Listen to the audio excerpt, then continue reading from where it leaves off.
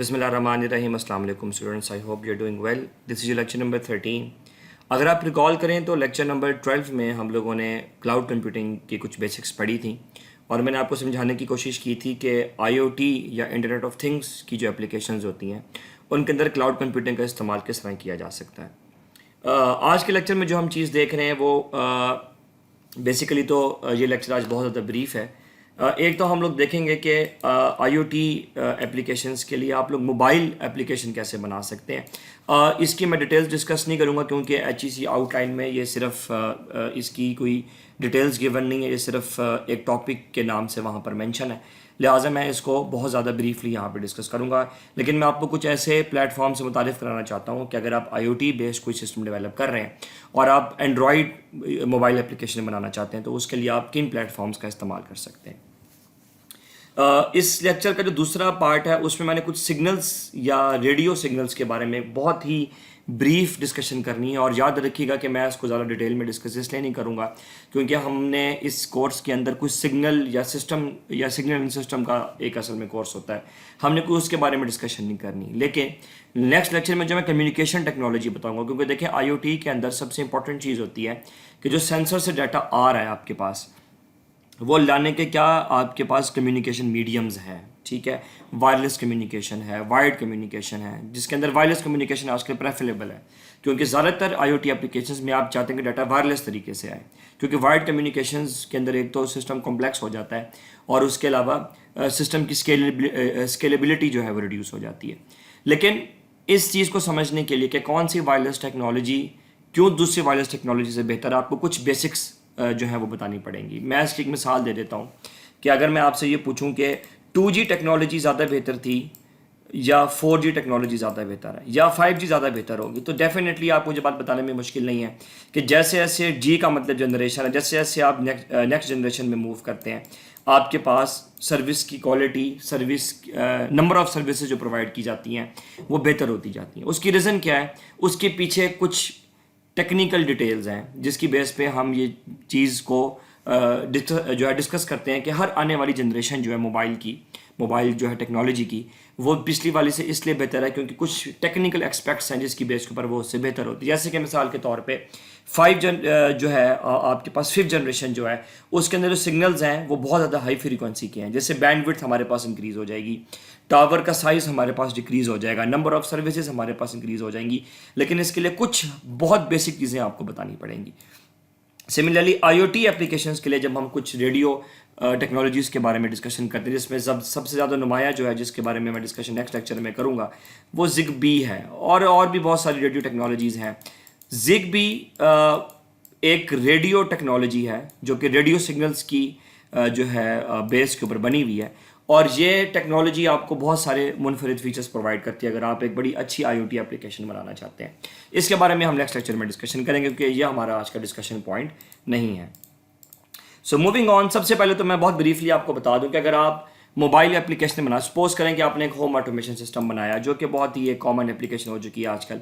आपने एक home automation system develop किया, आप चाहते हैं कि आप अपने घर के अंदर लगी हुई जो अप्लाइंसेस हैं आप उनको ऑन या ऑफ कर सकें, ठीक है। तो आप उसके लिए, और ये बहुत मेरे ख्याल है आप में से ज़्यादातर लोगों ने ये सिस्टम या तो डेवलप किया होगा अपने अंडर ग्रेजुएट के प्रोजेक्ट में मे बी, या बहुत सारे लोगों को इस टेक्नोलॉजी के बारे में पता होगा जो कि अब बहुत पुरानी भी हो चुकी है। अब आप चाहते हैं कि आप एक मोबाइल एप्लीकेशन बनाएं जिसके ऊपर आप अपनी पसंद की अप्लाइंसेस को ऑन ऑफ कर सकें और आप चाहते हैं कि आप इसको रिमोटली ऑन ऑफ कर सकें और ब्लूटूथ कनेक्शन से ऑन ऑफ कर सकें या वाईफाई के थ्रू ऑन ऑफ कर सकें। तो अब आप ये मोबाइल एप्लीकेशंस कहाँ बनाएंगे? अब रीज़न ये है, और इस टॉपिक को यहाँ इंक्लूड करने की एक वजह और भी थी। असल में डेस्कटॉप एप्लीकेशन जो हैं ये आईओटी सिस्टम के अंदर एक वाइटल रोल प्ले करती हैं, ठीक है जी। हम ये नहीं कह सकते कि आईओटी सिस्टम्स के लिए डेस्कटॉप एप्लीकेशंस का इस्तेमाल नहीं है, बिल्कुल है। फॉर एग्जांपल अगर आप लोग डाटा साइंस पे काम करना चाहते हैं तो फिर आपको हो सकता है कि डेस्कटॉप एप्लीकेशंस की ज़रूरत पड़े और बहुत सारी चीज़ें। अगर सिस्टम बहुत ज़्यादा कॉम्प्लेक्स है तो मोबाइल एप्लीकेशंस की वो यूजिबिलिटी नहीं है जो डेस्कटॉप एप्लीकेशन की होगी। लेकिन क्योंकि आज के दौर में तकरीबन हर जो इंसान है वो मोबाइल जो है टेक्नोलॉजी के साथ बहुत ज़्यादा लिंक्ड है, आप 90% ऑफ द टास्क आजकल अपनी मोबाइल टेक्नोलॉजी के ज़रिए करते हैं, तो इसलिए अगर IoT सिस्टम को इस टेक्नोलॉजी से कनेक्ट कर दिया जाए तो सिस्टम और ज़्यादा एफिशिएंट हो सकता है। इसलिए ये चीज़ मैं आपको यहाँ बता रहा हूँ कि अगर आप लोग फ्यूचर में IoT पर रिसर्च करें या आप उसके ऊपर कोई काम करें तो आपको कम अज़ कम उन प्लेटफॉर्म्स का पता होना चाहिए। इसके अलावा जो मैं प्लेटफॉर्म बताऊँगा, इसके अलावा बहुत सारे प्लेटफॉर्म्स अवेलेबल हैं, लेकिन मैं कुछ ऐसे प्लेटफॉर्म्स के बारे में बताऊँगा जहाँ से आपको किक स्टार्ट मिल सकता है if you are willing to develop a mobile application for your IoT system. इसमें जो सबसे पहली चीज़ मैं बता रहा हूँ एंड्रॉयड स्टूडियो है। मेरा नहीं ख्याल कि अगर ये नाम आप लोगों के लिए as a computer science student को नया नाम है। आप में से शायद बहुत सारे लोग, क्योंकि अब हम लोग ऑन कैंपस क्लासेस में नहीं हैं, सो अगर मैं आपसे जिस सवाल क्लास में पूछता तो मेरा ख्याल है कि आप में से बहुत सारे लोगों को जो है सामने आते जो एंड्रॉयड स्टूडियो पे काम करते हैं। एंड्रॉयड स्टूडियो एक सॉफ्टवेयर है जिसके ऊपर आप बेसिकली मोबाइल एप्लीकेशंस बनाते हैं। नॉर्मली लोग इसके ऊपर जावा के ऊपर भी काम कर लेते हैं और डिफरेंट प्रोग्रामिंग के प्लेटफॉर्म्स हैं। मैं जो जिस प्रोग्रामिंग प्लेटफॉर्म को रिकमेंड करता हूँ, क्योंकि ये एक नई प्रोग्रामिंग लैंग्वेज के तौर पे उभरी है, वो है कॉटलिन। कॉटलिन बेसिकली एक्लिप्स जो है से जो है रिलेट करती है, और ये एक्लिप्स के जो हमारे पास एक्लिप्स है वो उसकी बेस है बेसिकली, ठीक है। और कॉटलिन एक बड़ी फ्रेंडली प्रोग्रामिंग लैंग्वेज है और एंड्रॉयड स्टूडियो जो है ये कॉटलिन प्रोग्रामिंग लैंग्वेज को सपोर्ट करती है। जो लोग एंड्रॉयड स्टूडियो के ऊपर काम करना चाहते हैं और वो ये चाहते हैं कि वो इजीली जो है एप्लीकेशन डेवलप करें with an easy approach of programming, तो मैं उनको Kotlin programming language highly recommend करूँगा, जो कि मैं खुद भी इस्तेमाल करता हूँ।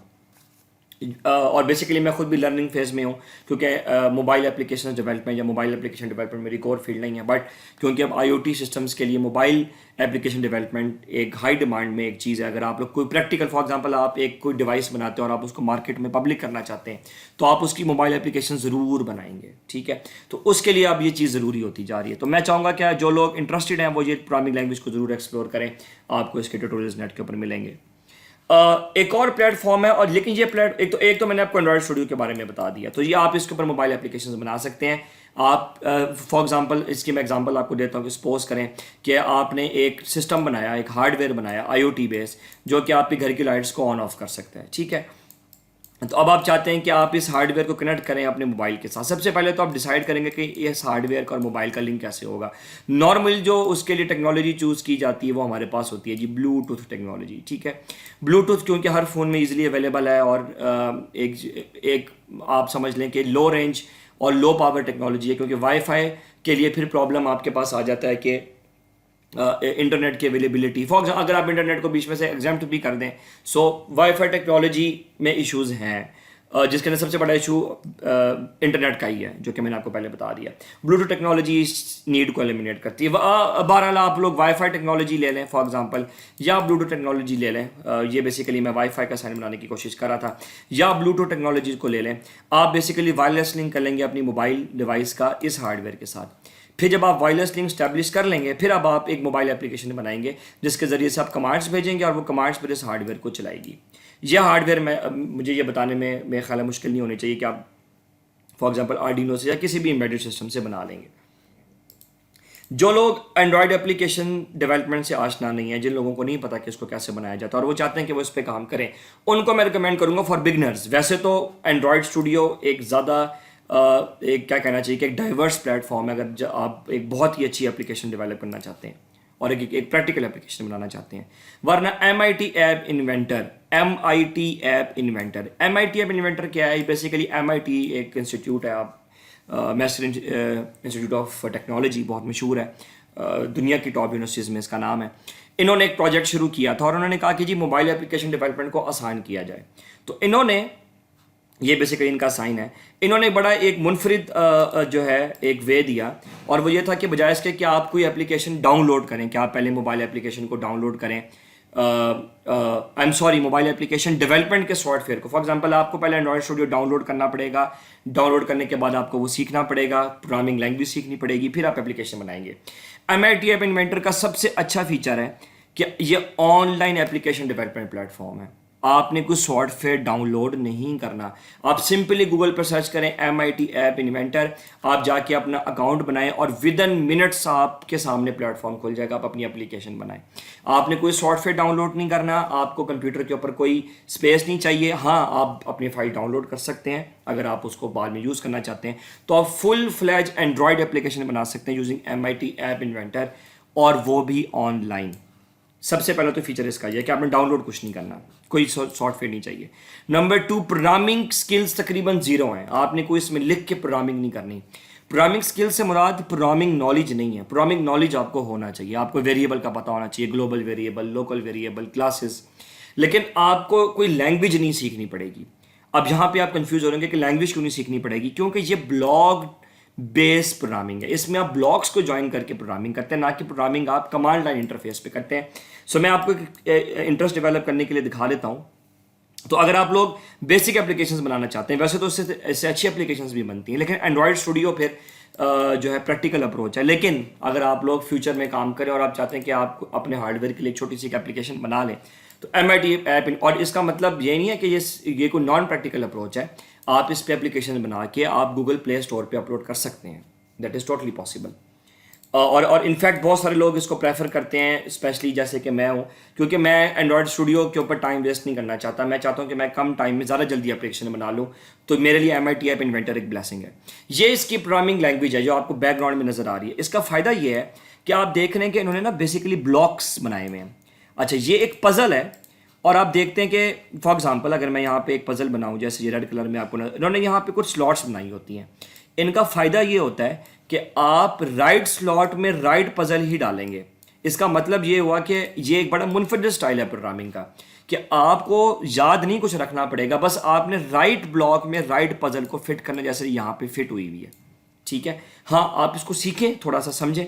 जैसे कि फॉर एग्जांपल व्हेन डू के अंदर फिर इफ़ देन, फिर उसके बाद गेट ग्लोबल। इसका मतलब है कि आप जब ये एप्लीकेशन बना रहे होंगे तो आपको प्रोग्रामिंग के बारे में वरी नहीं होना पड़ेगा, गलती का चांस तकरीबन ना होने के बराबर है, क्योंकि ये पज़ल अगर आप गलत पज़ल फिट करने की कोशिश करेंगे तो वेरी फर्स्ट प्लेस पे फिट भी नहीं होगी। ठीक है जी, और ये इसकी प्रोग्रामिंग का स्टाइल है।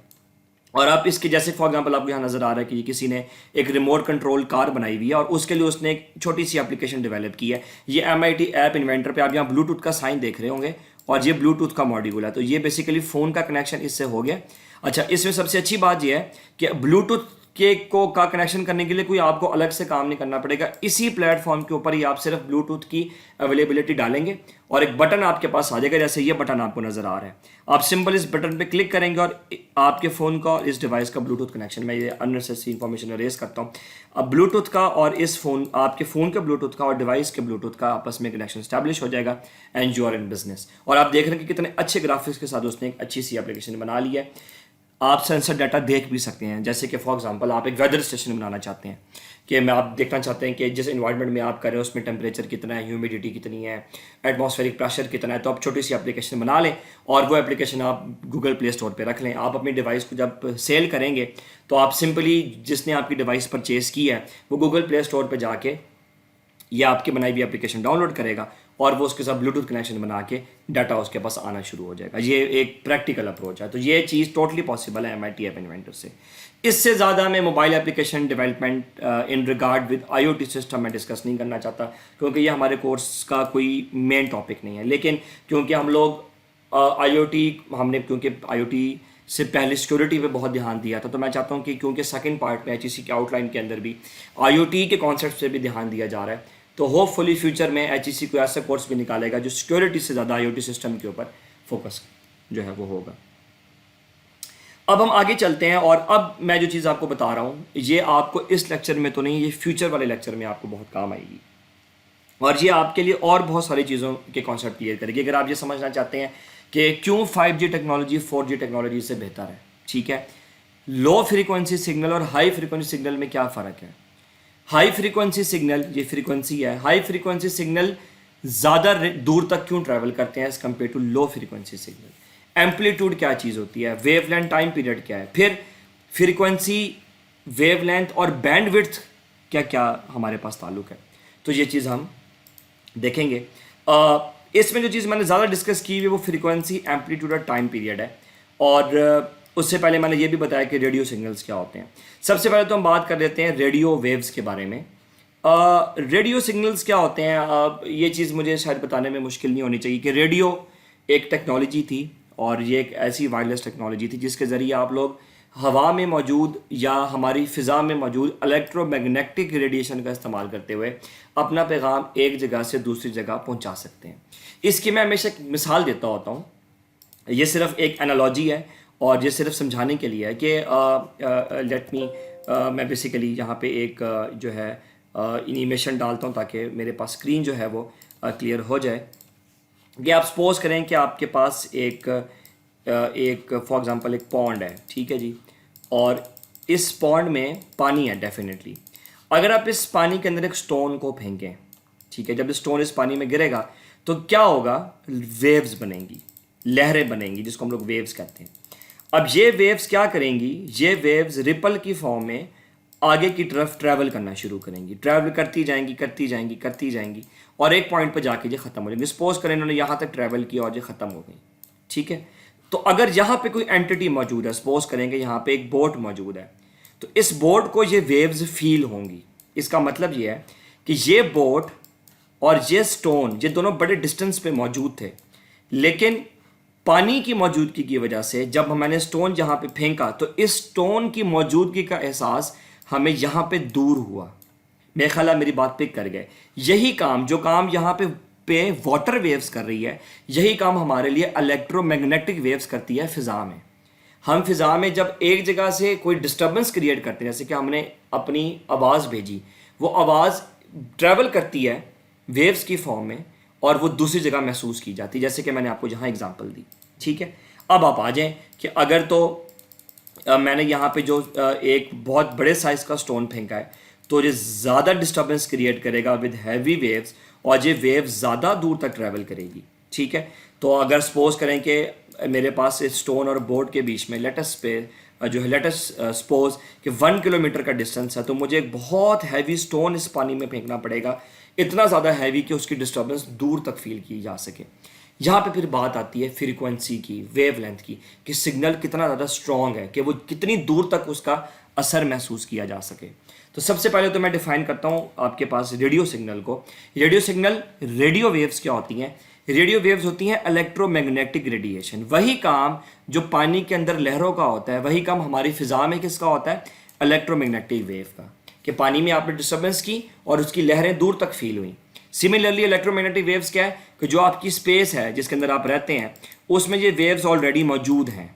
अल्लाह ताला ने ये इन वेव्स को आपके लिए वहाँ पे पहले से रखा हुआ है, सिर्फ आपने इसमें डिस्टर्बेंस करनी है। आपने यहाँ पे सिग्नल में डिस्टर्बेंस की और वो फिर ट्रैवल हुआ इस मीडियम के ज़रिए से दूसरी जगह पे। तो असल में जो इलेक्ट्रोमैग्नेटिक रेडिएशन है ये मीडियम है, जैसे कि पानी एक मीडियम था, आपने पानी का इस्तेमाल किया, आपने यहाँ पे एक स्टोन फेंका और ये पानी दोनों का काम कर रहा है, ये वेव्स जनरेट करेगा लेकिन मीडियम, ठीक है जी। मेरे ख्याल आप मेरी बात समझ आ गई है। अब इलेक्ट्रोमैग्नेटिक रेडिएशन मैं यहाँ पे इसको एक्सप्लेन नहीं कर सकता क्योंकि इंजीनियरिंग का एक टॉपिक है। इलेक्ट्रोमैग्नेटिक में दो चीज़ें, एक है इलेक्ट्रो मतलब इलेक्ट्रिकल, मैग्नेटिक मतलब मैग्नेटिज्म। तो असल में इलेक्ट्रोमैग्नेटिक वेव्स क्या होती हैं कि मैं होपफुली यहाँ शायद उसको ब्रीफली बता सकूँ कि एक एक्सिस के ऊपर आपके पास इलेक्ट्रिकल सिग्नल्स होते हैं और एक प्लेन के ऊपर, ये बेसिकली आपके पास दो प्लेन, एक प्लेन के ऊपर आपके पास मैग्नेटिक सिग्नल होते हैं। आप शायद इसको देख नहीं पा रहे हैं, तो अगर आप इसको गौर से देखें तो ये जो मैं हाईलाइट कर रहा हूँ ये प्लेन है। ये अगर आप इसको प्लेन समझे, प्लेन होता है दो चीज़ों के बीच में, जैसे कि दो एक्सिस के बीच में ये प्लेन है। तो एक प्लेन के अंदर इलेक्ट्रोमैग्नेटिक वेव चलती है, ये इलेक्ट्रोमैग्नेटिक का प्लेन है, और एक प्लेन के अंदर एक प्लेन में मैग्नेटिक वेव्स चलती हैं और एक प्लेन में इलेक्ट्रिक का, एम फॉर मैग्नेटिक और ई फॉर इलेक्ट्रिक। तो जब ये दोनों मिल जाते हैं तो हम इसको बोलते हैं इलेक्ट्रोमैग्नेटिक, और ये हमारे लिए काम करती हैं बिल्कुल वैसे जैसे कि पानी काम कर रहा है वेव्स को। तो ये वेव्स प्रोपोगेट करती हैं, आप एक जगह से इन वेव्स को छोड़ेंगे, फिर ये एज ए मीडियम एक्ट करेंगे और ये प्रोपोगेट करेंगी फिजा के अंदर। अब इनकी कुछ प्रॉपर्टीज़ हैं, इन वेव्स की कितनी फ्रीक्वेंसी है, ठीक है जी, इन वेव्स का कितना एम्पलीट्यूड है, इन वेव्स का कितना टाइम पीरियड है, ठीक है। अब मैं ये तीन चीज़ें बहुत ज़्यादा मुख्तसरन, मैं आपको ये नहीं कहता कि आपने इसको एग्ज़ाम के पॉइंट ऑफ व्यू से कोई बहुत ज़्यादा पढ़ना है, लेकिन अपनी नॉलेज के लिए ज़रूर पढ़ें।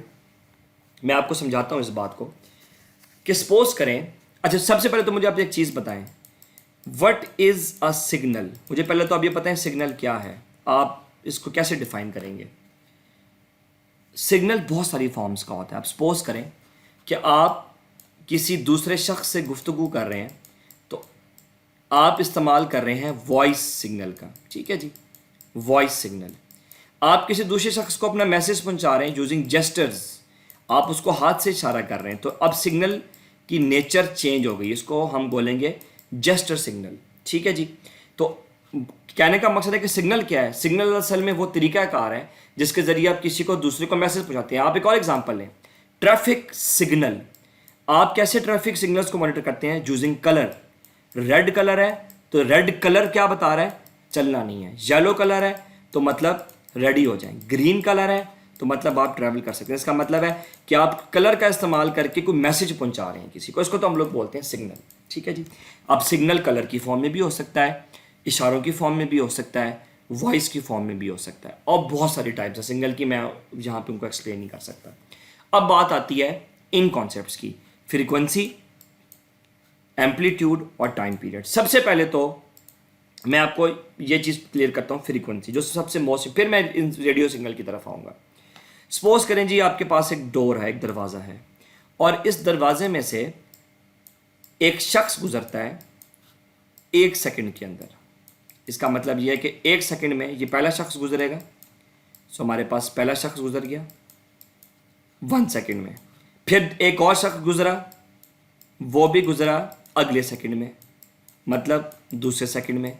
फिर एक और शख्स गुजरा, वो गुजरा तीसरे सेकंड में। इसका मतलब ये है कि आपके पास 1 person is travelling in 1 second. इसका मतलब है कि एक पर्सन ट्रैवल करता है 1 सेकंड के अंदर। इसको हम लोग बोलते हैं फ्रीक्वेंसी, और फ्रीक्वेंसी का यूनिट हमारे पास होता है हर्ट्ज, ठीक है जी। अब मैं इस फ्रीक्वेंसी को बढ़ाता हूँ। सपोज करें मैंने डोर लगाया, अब 1 सेकंड में एक पर्सन नहीं गुजरेगा, बल्कि 1 सेकंड में अब कितने पर्सन गुजरेंगे, अब 1 सेकंड में 2 पर्सन गुजरेंगे। तो जहाँ पे पहले एक पर्सन 1 सेकंड में गुजरता था, वहाँ पे 1 सेकंड में 2 पर्सन गुजरेंगे। इसका मतलब है कि पहले सेकंड में कितने पर्सन गुजरे, फर्स्ट सेकंड में गुजरे 2 पर्सन्स, दूसरे सेकंड में कितने गुजरे 4 पर्सन्स। जबकि पहले क्या हो रहा था, पहले सेकंड में 1, दूसरे सेकंड में 2। अब आप देख रहे हैं कि इसके मुकाबले में इसकी फ्रीक्वेंसी ज़्यादा है, इसी को हम फ्रीक्वेंसी बोलते हैं, ठीक है जी। कि पहले जो 1 सेकंड में 1 पर्सन गुजर रहा था, अब 1 सेकंड में 2 पर्सन गुजर रहे हैं। अब हम इसको और बढ़ाएंगे, 1 सेकंड में 3 पर्सन गुजरेंगे, अब फ्रीक्वेंसी बढ़ती जाएगी। इसको हम लोग बोलते हैं फ्रीक्वेंसी, कि गिवन टाइम में किसी कोई भी एंटिटी कितनी दफ़ा रिपीट हो रही है। अब ये टाइम आप खुद फिक्स करेंगे।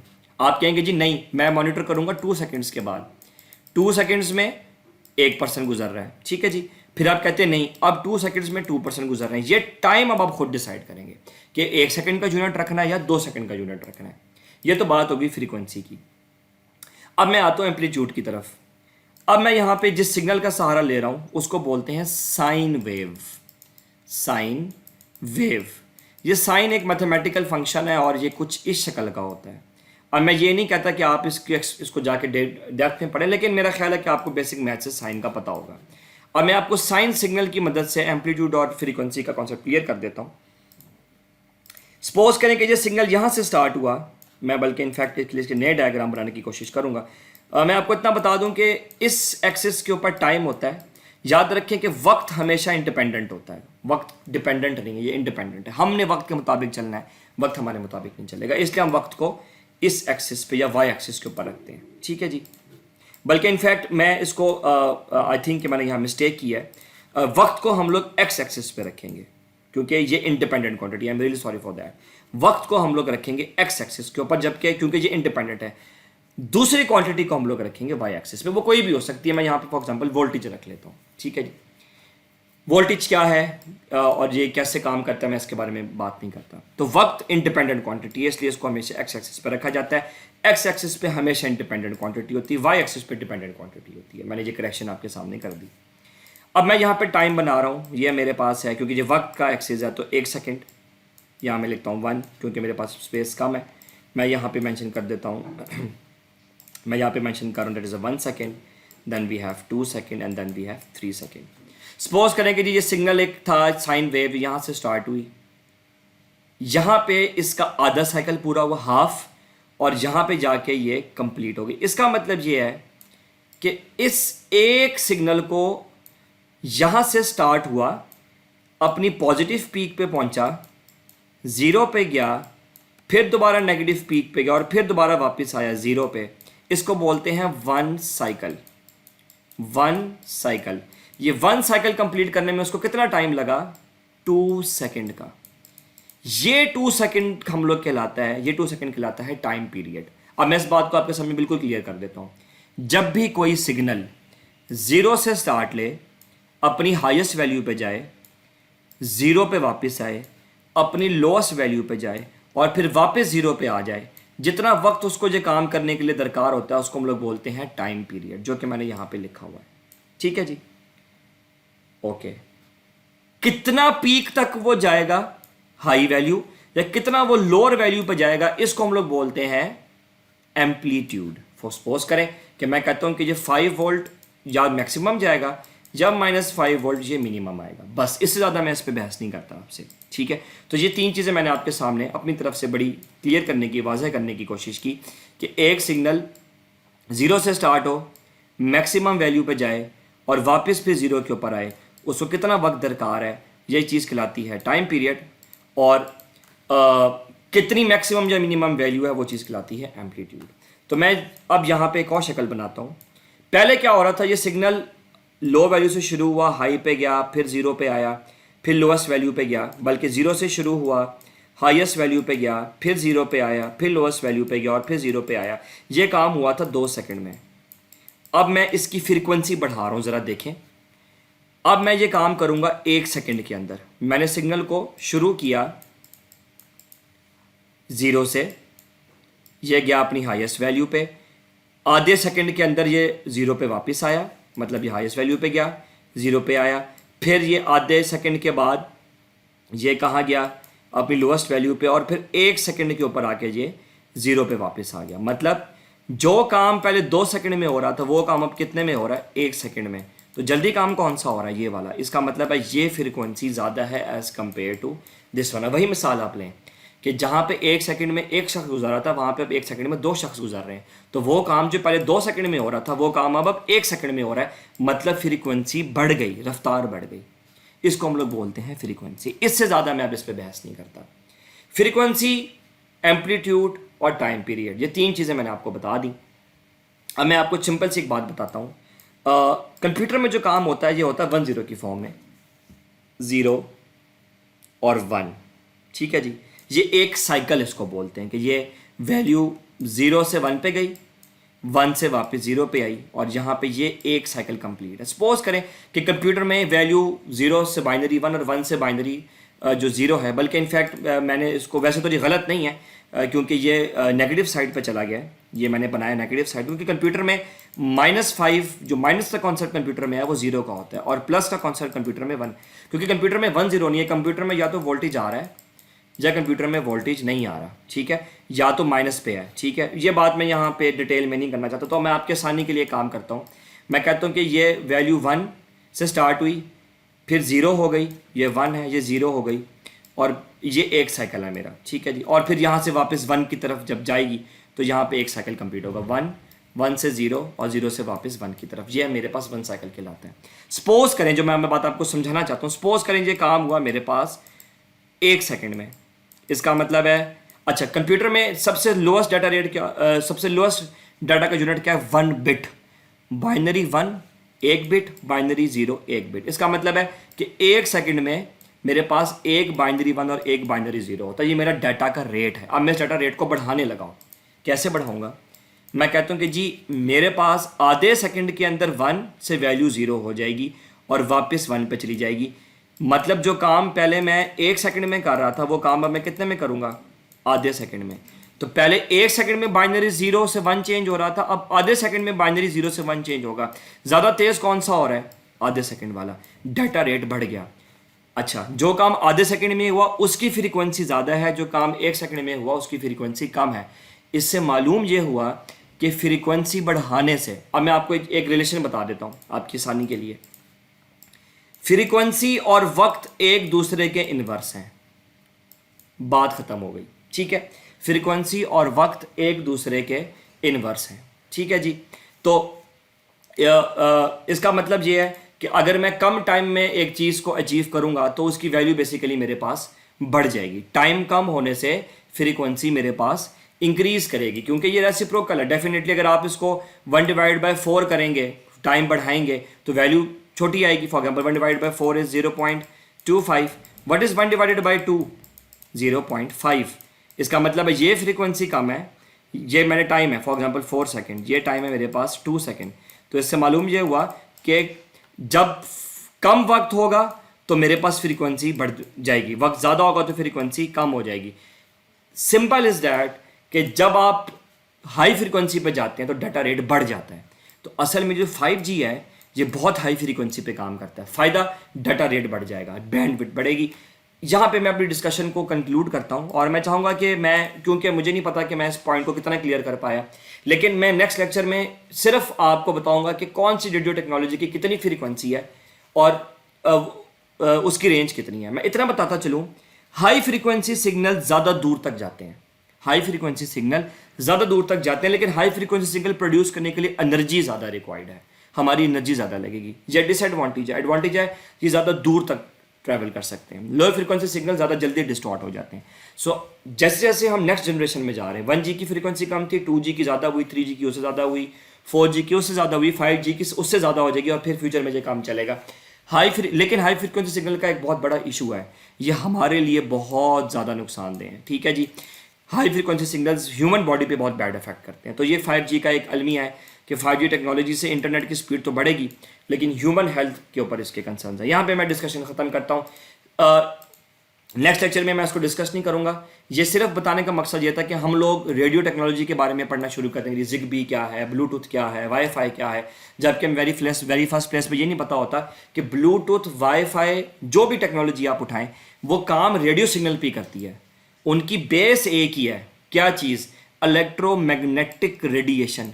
फ़र्क ये है कि किसी की फ्रीक्वेंसी ज़्यादा है, फिर किसी की फ्रीक्वेंसी कम है। मिसाल फिर वही मैं दूंगा कि या तो आप पानी में एक छोटा स्टोन फेंकेंगे या पानी में आप बहुत बड़ा स्टोन फेंकेंगे, ये डिफरेंट प्रॉपर्टीज़ प्रोड्यूस करेगा। वाटर रिपल, फ्रीक्वेंसी, वेव की ट्रैवल होने की रफ्तार, इसके लिए अलग है, इसके लिए अलग है। तो यही बात है कि मीडियम एक ही है, मीडियम पानी, मीडियम एक है, लेकिन प्रोड्यूस किए जाने वाले सिग्नल की जो करैक्टरिस्टिक है वो मुख्तलिफ है। और ये चीज़ आपको नेक्स्ट लेक्चर में नजर आएगी। And that was it. याद रखिएगा कि आपने कतन इस चीज़ को ये नहीं समझना कि कोई पेपर में मैं आपको रेडियो सिग्नल्स, फ्रीक्वेंसी, एम्पलीट्यूड के या वेवलेंथ के कुछ सवाल आपको मैं दूंगा। वेवलेंथ के बारे में शायद मैं बताना भूल गया। वेवलेंथ बड़ी सिंपल सी चीज़ होती है। ये जो वेवलेंथ आपको नज़र आ रही है ये बहुत ज़्यादा लार्ज है और ये वाली जो वेवलेंथ है ये बहुत ज़्यादा छोटी है। वेवलेंथ का मुराद होता है कि 0 से शुरू किया जाए, हाईएस्ट वैल्यू 0 और फिर लोएस्ट वैल्यू। ये कितनी देर में काम होता है? जो अगर ज़्यादा देर में काम होगा तो वेव की लेंथ बहुत बड़ी है, ठीक है, और वेव की लेंथ यहाँ पे कम है। तो आपको वैसे ये बात समझ आ गई होगी। बड़ी वेव लेंथ वाले सिग्नल की फ्रीक्वेंसी लो होती है। एक और मैं रिलेशन आपको बता दूँ, lambda is equal to C/F। C speed of light है, ये कांस्टेंट है। तो अगर कांस्टेंट हटा दिया जाए तो वेव लेंथ और फ्रीक्वेंसी, तो जब फ्रीक्वेंसी ज़्यादा हो तो वेव लेंथ कम हो जाती है और फ्रीक्वेंसी कम हो तो वेव लेंथ बढ़ जाती है। ठीक है, तो मैं इसकी डिटेल में नहीं जाता, जो लोग इंटरेस्टेड हैं वो उसको पढ़े। सो ये 3 चीज़ें ज़रा आप सर्च करें, ये आपको ही फ़ायदा देंगे। अगर आप कंप्यूटर साइंस के स्टूडेंट हैं और आप ये नहीं कि ये कोई इंजीनियरिंग का टॉपिक है, अगर आप कंप्यूटर में बाइनरी 1 और 0 की भी बात करें तो फॉर एग्जाम्पल Core i7 की प्रोसेसिंग स्पीड क्यों ज़्यादा है? क्योंकि Core i7 के अंदर जो क्लॉक स्पीड है वो बहुत हाई है, सिग्नल बहुत हाई फ्रीक्वेंसी के जनरेट हो रहे हैं, इसलिए आप काम जल्दी कर लेते हैं। तो ये 3 चीज़ें ज़रा नेट पे जाकर ज़रूर सर्च कीजिएगा। रेडियो टेक्नोलॉजी क्या है, सिग्नल की फ्रीक्वेंसी, एम्पलीट्यूड और टाइम पीरियड, ये 3 चीज़ें। और सबसे इंपॉर्टेंट चीज़, इन्हीं के बाद आपको समझ आएगी, बैंडविड्थ।